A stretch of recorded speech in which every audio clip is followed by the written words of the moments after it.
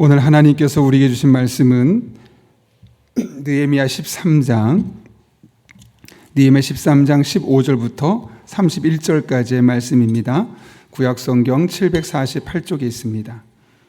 느헤미야 13장 15절부터 31절까지 말씀, 구약성경 748쪽에 있습니다. 우리 하나님의 말씀을 다 같이 한 목소리로 봉독하겠습니다. 같이 읽습니다.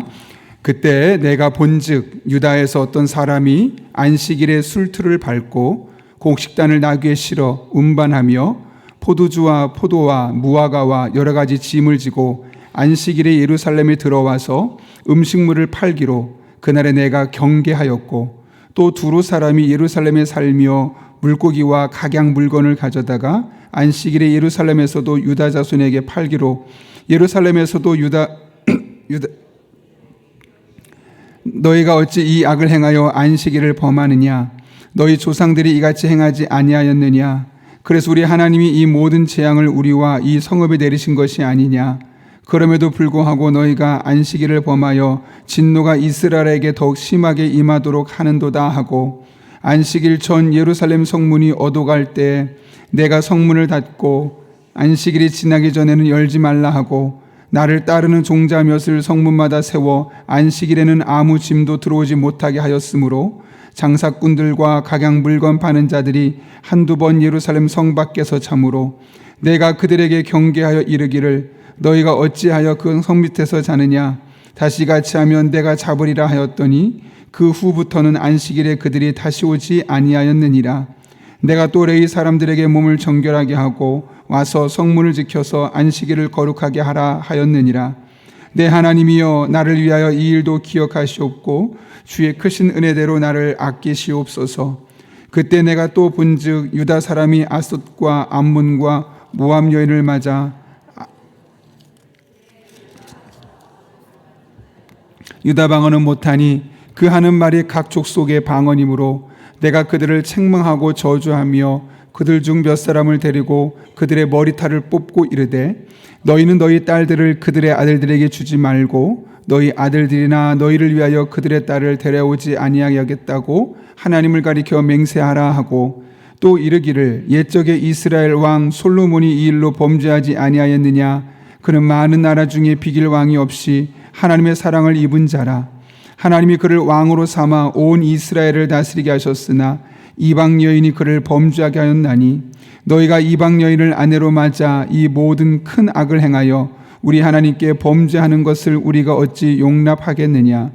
대제사장 엘리야십의 손자 요야다의 아들 하나가 호론 사람 산발렛의 사이가 되었으므로 내가 쫓아내어 나를 떠나게 하였느니라. 내 하나님이여, 그들이 제사장의 직분을 더럽히고 제사장의 직분과 레위 사람에 대한 언약을 어겼사오니 그들을 기억하옵소서. 내가 이와 같이 그들에게 이방 사람을 떠나게 하여 또 제사장과 레위 사람의 반열을 세워 각각 자기 일을 맡게 하고, 또 정한 기간에 나무와 처음 익은 것을 드리게 하였사오니 내 하나님이여, 나를 기억하사 복을 주옵소서. 아멘. 우리 먼저 교회 소식 전하고 기도하고 말씀 나누겠습니다. 오늘은 조만웅 안수 집사님, 고길자 원사님의 아들 김형진 청년의 결혼식이 페이지 웨딩홀에서 11시에 있습니다. 그리고 우리 교회 부교육자 출신인 신승권 목사님이 태안의 사문교회에서 오늘 같은 시간 11시에 위임식이 있습니다. 우리 가지는 못하겠지만 또 위에서 많이 기도해 주시고, 또 교회에서는 또 귀한 목사님 교회를 섬기기 위해서 또 귀한 선물을 준비해서 또 드렸습니다. 계속해서 여러분들 이렇게 또 마음을 써주시고 기도해 주시기를 부탁드립니다. 제가 한 번 더 기도하고 말씀 나누겠습니다. 거룩하신 아버지 하나님, 불러주시고 오늘도 우리를 기도를 할 수 있는 이 특권의 자리에 불러주신 은혜를 감사를 드립니다. 마음 먹는다고 누구나 할 수 있는 것이 기도가 아님을 알기에 깨워주시고, 또 기도할 마음을 주시고 이렇게 기도할 수 있는 환경을 열어주심에 진심으로 감사를 드립니다. 말씀을 붙들고 기도의 자리를 나아가는 우리 한 사람 한 사람의 마음을 모두어 주시고, 기도할 수 있도록 활짝 마음을 열어주시며 선포된 말씀 붙들고 나아갈 때 우리들의 삶에 이 12월 한 달도 채워주시고 새롭게 하신 하나님 만나는 복된 한 달 되게 하여 주옵소서. 예수님의 이름으로 기도하옵나이다. 아멘. 우리 장로교회는 개혁교회라고 합니다. 제가 언젠가 한번 이야기한 것 같은데 개혁교회의 표지는 이렇습니다. 주님의 교회는 날마다 개혁되어야 한다. 저는 이 말이 참 좋습니다. 여기서 개혁된다는 것은 어떻게 보면 교회 시스템을 바꾼다 그런 의미일 수도 있겠지만 본질적으로는 성도 스스로가 날마다 자기의 삶을 돌아보며 나의 삶을 바꾸고자 하는, 다시 말하면 어제보다 오늘이 단 1cm보다도 조금 더 나은 신앙을 갖고 살고자 하는 그런 거룩한 열망이 식어지지 않아야 하고 끊어지지 않아야 한다는 겁니다. 올해 이 정도면 됐지, 내가 나름대로 많이 노력했어가 아니라 지난해보다 조금 더 나아졌다면 그런 나의 모습을 돌아보며 내년은 조금 더 기대할 수 있는 그런 모습으로 계속해서 나의 삶을 바꿔가고 새롭게 만들어가는 그런 개혁하고자 하는 우리들의 마음의 자세를 말하는 것이죠. 실제로 그렇게 우리들의 삶 가운데 날마다 개혁되고자 하는 의지가 강렬하게 있으면 우리의 삶은 바뀔 수밖에 없습니다. 그리고 그렇게 개혁되고자 하는 성도들이 모여있는 공동체는 보다 건강한 교회로, 더 신앙적으로 탄탄한 교회로 세워질 수밖에 없는 것이죠. 오늘 본문의 말씀 느헤미야 13장은 느헤미야의 4대 개혁이 들어있는 본문입니다. 가장 먼저 느헤미야는 성전을 정결케 하는 개혁을 하게 되고, 두 번째로는 무너져 있던 11조 제도를 확립하고 또 개혁하는 그런 두 번째 개혁을 하게 됩니다. 그리고 오늘 본문에서 세 번째로 안식일 제도를 개혁하고, 네 번째로는 무분별해졌던 혼인 제도를 개혁하는, 이 네 가지 개혁하는 장면이 이 느헤미야 13장의 이야기죠. 그중에 오늘 본문은 첫 번째는 안식일 제도를 개혁하는 장면이 나타납니다. 느헤미야가 어느 날 봤더니 백성들이 안식일 날 포도즙을 만들기 위해서 푸슬트를 밟고 또 곡식단에 나귀를 실어서 운반하며 포도주와 무화과들을 운반해서 그것을 판매하는 장면을 보게 됩니다. 이것은 안식일에 일하지 말라라고 말씀하셨던 주님의 하나님의 계명에 정면으로 배척되는, 반대되는 그런 일이었습니다. 그래서 이 상황을 살펴보니까 이것이 몇 명만 그랬느냐 아니었던 거죠. 이스라엘 백성 거의 모든 사람이 안식일에 열심히 장사하고 열심히 포도즙을 만들고 그런 일들을 행하는 것이죠. 그래서 오늘 본문을 보게 되면 17절에서 모든 귀인을 꾸짖었다고 합니다. 그러니까 모든 귀인, 좀 귀족들, 지도자급에 속한 사람들을 꾸짖었다는 얘기가 뭐냐면, 이것은 단순히 이설을 잘 몰랐던, 그냥 일상의 삶을 살았던 사람들뿐만 아니라 그들을 가르치고 선한 길로 갱생시켜야 했던 이스라엘의 지도자들조차도 안식일을 범하는 일이 비일비재했고, 오히려 안식일을 지키는 사람이 바보 같다고 손가락질 받는 시대가 되었다는 것을 우리는 알 수 있는 겁니다. 그래서 오늘 본문 17절은 이렇게 이야기하죠. 내가 유다의 모든 귀인들을 꾸짖어 그들에게 이르기를 너희가 어찌 이 악을 행하여 안식일을 범하느냐. 사실 당시에 이 예루살렘 성에 살았던 대부분의 사람들은 어땠던 사람들이냐면 바벨론에서 돌아왔던 사람들입니다. 여러분, 그들이 마주친 경제적인 현실은 넉넉했을까요? 녹록지 않았을까요? 녹록지 않았습니다. 왜냐하면 성벽을 쌓는데 적지 않은 헌금을 드렸죠. 또 황폐해진 예루살렘 성을 개간하는데 그들이 직접 에너지와 자신들의 살 터전을 위해서 돈을 썼습니다. 더군다나 이제 살아야 될 집을 건축해야 되는데 자기들의 살 집을 건축하다 보니 바벨론에서 모아왔던 모든 돈을 거의 다 써버린 겁니다. 그러니 평일에만 일해서는 안 되는 거죠. 안식일조차도 일을 해서 그 부족한 돈을 보충해야지만 그래도 꽤 넉넉하게 편안하게 살 수 있었던 겁니다. 만약 안식일을 쉰다면 좀 빠듯했던 거죠. 그러나 빠듯한 경제적인 살림을 싫었던 그들은 조금 넉넉하고 싶은 마음에 안식일에조차도 나아가서 돈을 벌려고 했던 겁니다. 그렇게 본다면 안식일을 쉬어야 되는데 안식일까지도 쉬지 않고 일하는 그들에게 아이고 수고했다고, 어려운데 너무 고생했다고 격려하고 칭찬하고 오히려 위로해줘야 되는 거 아니겠습니까? 그렇잖아요. 너무 힘들어서 그런 건데, 아니 여유가 있고 돈이 많음에도 불구하고 더 많은 돈을 벌려고 한 것이 아니라 그 당시 상황이 너무 힘들어서 좀 뻑뻑해서 약간의 여유를 갖기 위해서 안식일이 일하는 거, 그게 뭐가 문제입니까? 그런데 오늘 느헤미야는 어떻게 반응하죠? 꾸짖었다 그러죠? 왜 그랬을까요, 여러분? 경계하고 꾸짖었다고 합니다. 이를 알려면 안식일이 가지고 있는 신학적인 의미를 우리가 알고 있어야 됩니다. 안식일에 대해서 가장 먼저 나오는 말씀이 창세기 2장이죠. 6일 동안 하나님 모든 것을 창조하셨습니다. 그리고 나서 7일째 하나님께서 안식하셨다고 합니다. 이때 안식일이 무엇을 의미할까요? 우리 사람 한 사람에게 하나님께서 일주일 동안 만드신 것들을 다 보게 하는 거죠. 하나님께서 6일 동안 나를 위해서 이 세상을 만드셨구나, 나를 위해서 동물도 만드셨구나, 식물을 만드셨구나, 이 세상이 운행하도록 24시간 시간도 만드셨구나, 이 다양한 것들을 보면서 하나님의 은혜에 집중하고 감사하는 날입니다. 우리는 창세기 2장에 있는 이 안식일을 그냥 6일 동안 일하고 7일째 쉬었다, 그런 우리를 쉬어야 된다, 이 쉼에 초점을 맞춥니다. 맞습니다. 쉬어야 됩니다. 그러나 그 쉼은 단순한 쉼이 아니라 우리 이 쉼을 위해서 6일 동안 하나님이 하신 일들을 돌아보는 겁니다. 그래서 저는 이 안식일 제도를 묵상하다가 우리가 안식을 어떻게 제대로 누릴 수 있을까? 어떻게 하나님께서 6일 동안 우리들의 삶에 베푸신 은혜들을 충분히 묵상하며 그 7일째는 정말 감사하며 은혜에 집중할 수 있을까? 곰곰이 생각해 보니까 6일 동안 하나님이 하신 일들을 매일 살펴보면 될 것 같습니다. 첫째 날 만드신 것, 둘째 날 만드신 것, 셋째 날 만드신 것, 넷째 날 만드신 것, 다섯째 날 만드신 것, 여섯째 날 인간까지 만드신 것, 이 하나하나를 날마다 묵상한다면 월요일 날 첫째 만드신 것을 묵상하는 거죠. 둘째 날 화요일 날 둘째 날 만든 것을 묵상하는 거죠. 그렇게 6일 동안 매일매일 하나님 하시는 일들을 묵상하고 7일째 우리가 주일날 오게 된다면 그 안식이라고 생각하는 그 주일은 우리가 어떤 마음으로 드리겠습니까? 지난 6일 동안 하나님 베푸신 은혜 너무 감사하죠.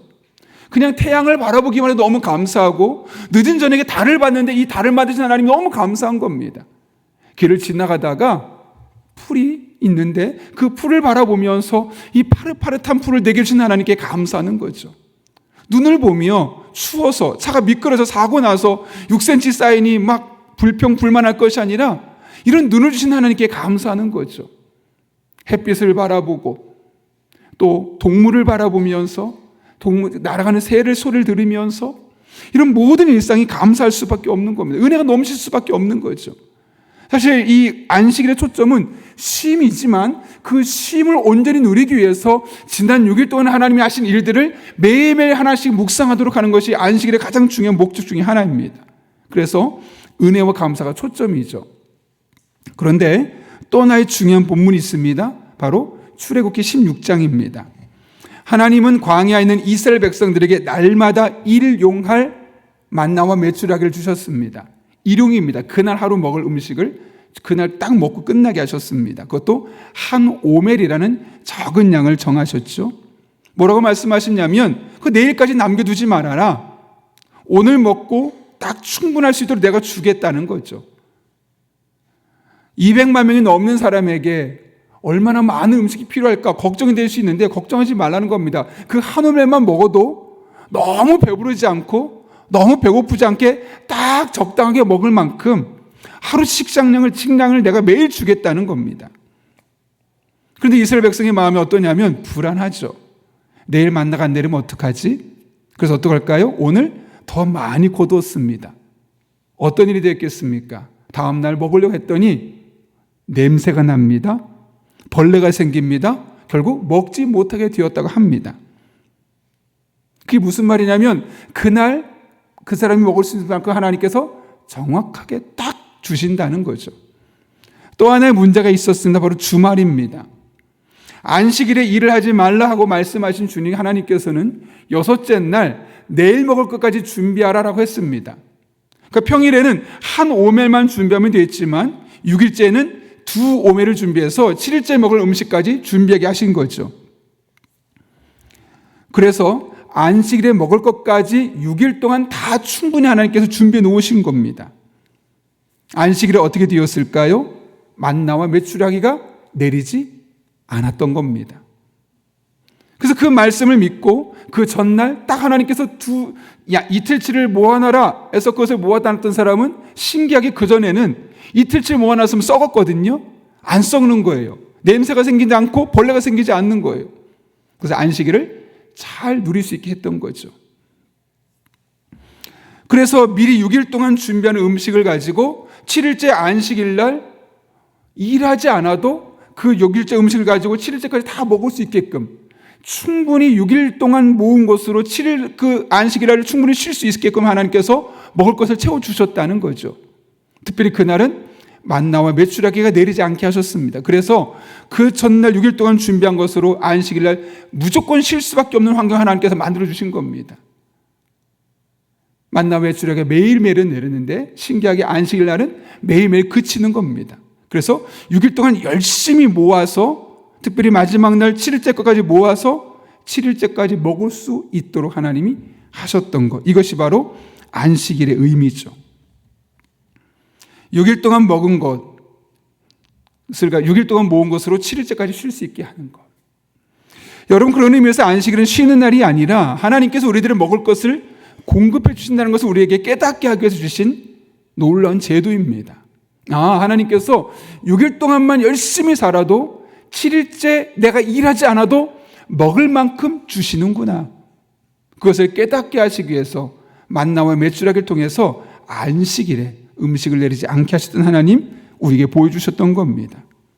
그런 맥락에서 오늘 느헤미야와 이스라엘 백성들, 느헤미야가 바라볼 때 그 이스라엘 백성들이 안식일을 범하면서까지 장사를 했다는 것은 다른 말로 하면 하나님께서 우리들의 일상을 채워주신다. 이 믿음이 흔들렸다는 거죠. 7일째까지 열심히 일을 해서 그 돈이 있어야지 나는 먹고 살 수 있어 라는 그런 왜곡된 믿음, 6일만 열심히 일해도 하나님께서 7일째 일하지 않아도 그만큼 충분히 내가 먹을 수 있을 만큼 주신다는 그 분명한 믿음, 그 믿음이 그들에게 흔들렸기 때문에 안식일을 범하는 일이 비일비재하게 되었던 거죠. 더 중요한 것은 환경적으로 그럴 수밖에 없었던 상황이었다는 겁니다. 한두 사람만 너무 어려워서 그런 것이 아니라 거의 모든 사람이 그렇게 할 수밖에 없을 만큼 다 힘들었던 시대였지만 하나님은 그 느헤미야를 통해서 안식일을 지키도록, 그 안식일, 잘못된 안식일 제도를 바꾸고 개혁하도록 하는 과정을 통해서 그냥 하루 쉬어라가 아니라 하나님께서 우리들의 필요를 공급해 주신다. 6일 동안만 열심히 살아봐라. 그러면 7일째 쉬어도 아무것도 하지 않아도 그 6일째 먹은 것으로, 6일 때까지 일한 것으로 충분히 먹고 살 만큼 내가 너희들의 삶을 채워준다. 이 사실을 깨닫게, 다시 한번 깨닫게 하기 위해서 이스라엘 백성들에게 이 안식일 제도를 개혁하고 있는 것이죠. 그래서 오늘 본문을 보게 되면 구체적인 조치를 취합니다. 너희 조상들을 봐라. 너희 조상들이 이 안식일 제도를 지키지 않다가 결국 다 망하지 않았느냐. 그러니 우리도 이렇게 어렵다고 하더라도 이 안식일의 의미를 분명히 알고 하나님께서 나의 삶의 일상을 채워주신다는 사실, 내가 먹고 마시고 입는 모든 것을 채워준다는 그 사실을 믿음으로 고백하며 하루하루 살아가는 것, 이것이 신앙인의 삶이다. 그냥 다른 사람처럼 하루 열심히 더 일하는 것이 아니라 그 하루를 하나님께 맡길 수 있는 그 믿음을 갖는 것, 그 믿음을 회복하는 것, 그것이 정말 중요한 것임을 말씀하는 거죠. 그렇다면 여러분, 우리는 어떻습니까? 우리 믿음은 지금 이 느헤미야 시대에 있었던 이스라엘 백성들처럼 오늘 하루 일하지 않으면 나 굶어 죽어, 나 힘들어, 안 돼, 이런 믿음입니까? 아니면 내가 이 주일을 온전히 하나님께 드리고 온전히 예배하고 온전히 섬기기 위해서 남은 6일 동안 정말 열심히 일하고 열심히 수고하고 땀 흘리고 열심히 기도하고 이날은 하나님께서 내가 일하지 않아도 다 채워주실 거야, 나의 인생은 하나님께 맡겨 있을 거야, 하나님 내 인생을 책임지셔, 정말 그런 믿음이 우리 안에 있습니까? 오늘 느헤미야의 이 본문의 말씀 보면서 어쩌면 우리에게 필요한 이 믿음은, 오늘 살아가는 우리에게 필요한 믿음은 바로 이런 믿음이 아니겠습니까? 하나님 여러분 우리의 일상을 보십니다. 뭐가 필요한지 다 알고 계십니다. 그리고 각각의 사람에게 필요한 것을 채워주십니다. 문제는 우리가 더 많은 것을, 더 큰 것을, 엄청나게 많은 것을 원하기 때문에, 그 욕구의 크기가 큰 것이죠. 하나님께서 만나와 메추라기를 주셨을 때는 한 오멜이라고 양을 아예 정해주셨습니다. 참 생각해보면 분명히 몸이 큰 사람도 있겠고 몸이 작은 사람도 있겠고 어른도 있겠고 작은 애가 있을 틈에도 불구하고 한 오멜로 하라는 겁니다. 4인 가족이면 4오멜이었겠죠. 5인 가족이면 5오멜이었겠죠. 6인 가족이면 6오멜이었겠죠. 4인 가족이 4오멜 가지고 충분히 먹을 수 있게끔 하나님 주신다는 거예요. 더 먹는 사람이 분명히 있을 것이고 덜 먹는 사람이 있게 하셔서 4오멜 가지고 4명이 딱 먹을 수 있을 만큼 주시는 것이죠. 5오멜이면 5명이 가족이 더 많이 먹는 사람, 적게 먹는 사람이 있겠죠, 분명히. 그래 다 먹어보니까 5오멜 가지고 5명이 충분히 먹을 수 있을 만큼의 양을 하나님 주신다는 거죠. 여러분 정말 그런 믿음이 있습니까?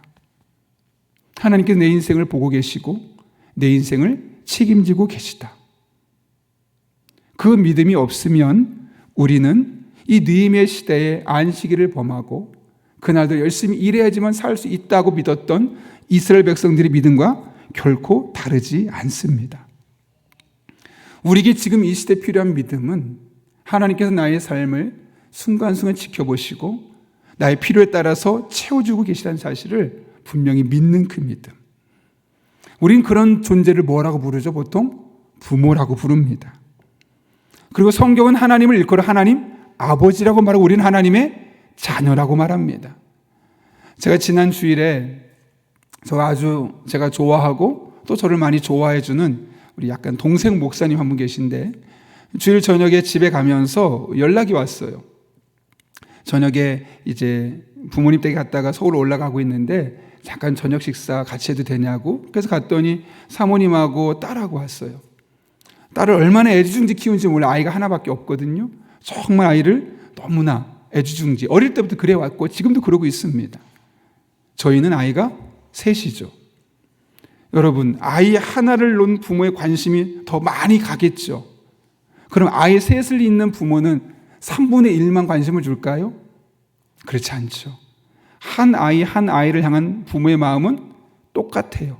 아니 어쩌면 저는 제가 더 크다고 생각했어요. 왜냐하면 그분은 한 아이를 위해서만 노력하면 되지만 저는 세 아이를 위해서 노력해야 되기 때문에 3배를 더 노력해야 되는 거예요. 그래야지만 그 아이가 부족하지 않은 만큼 사랑을 느낄 수 있고 그래야지만 그 아이들에게 줄 수 있을 만큼 줄 수 있는 거죠. 제가 말하고 싶은 것은 부모의 마음이 그렇다는 거예요. 차별하지 않는다는 거죠.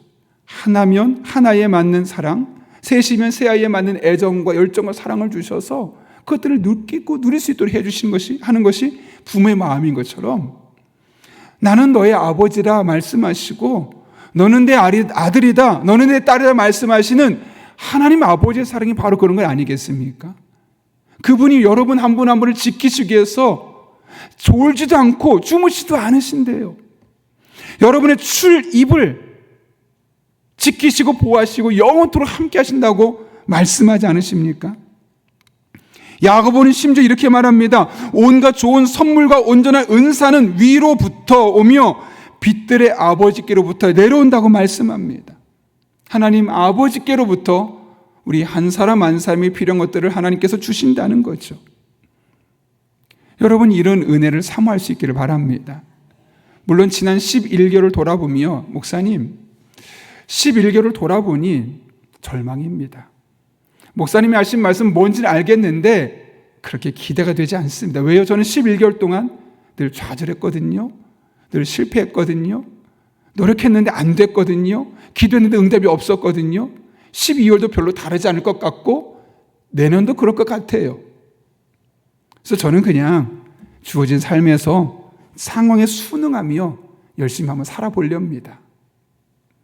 물론 그것도 믿음의 한 표현일 수 있겠죠. 그러나 여러분, 지금 이 시점에 우리에게 필요한 믿음은 바로 오늘 본문의 믿음 아니겠습니까? 하나님께서 온갖 좋은 선물과 온전한 은사는 위로부터 오며 빛들의 아버지께로부터 내려온다. 이 말씀뿐만 아니라 이 안식의 제도를 통해서 우리 한 사람 한 사람에게 꼭 필요한 것들을 채워주시고 마치 아버지가 딸을 바라보듯 우리 한 사람 한 사람 늘 지켜보아하시며 우리들에게 은혜 베푸시기 원하신다는 그 믿음. 상황이 변하지 않았어도 그 믿음만은 흔들리지 않았으면 좋겠습니다. 바라기는 이 12월 한 달도 그런 믿음으로 아직까지 변화가 없고 아직까지 어떤 인생의 사인이 없어도 하나님 붙들고 믿음으로 나아갈 수 있기를 바랍니다. 그리고 올 한 해 그런 일이 여전히 없어도 다시금 하나님 붙들고 내년을 기대하고 믿음으로 나아갈 수 있기를 바랍니다. 하나님 반드시 우리를 아들이라고 말씀하셨고 딸이라고 말씀하셨기 때문에 아버지로서 우리를 만나주시고 채워주시고 새롭게 하여 주실 것입니다. 그런 은혜가 저 여러분의 삶 가운데 날마다 경험될 수 있기를 예수님의 이름으로 축원합니다. 우리 이 시간 그 하나님의 은혜를 사모하며 찬양하려고 합니다. 찬양하고 기도할 건데요, 아무것도 두려워하지 말라.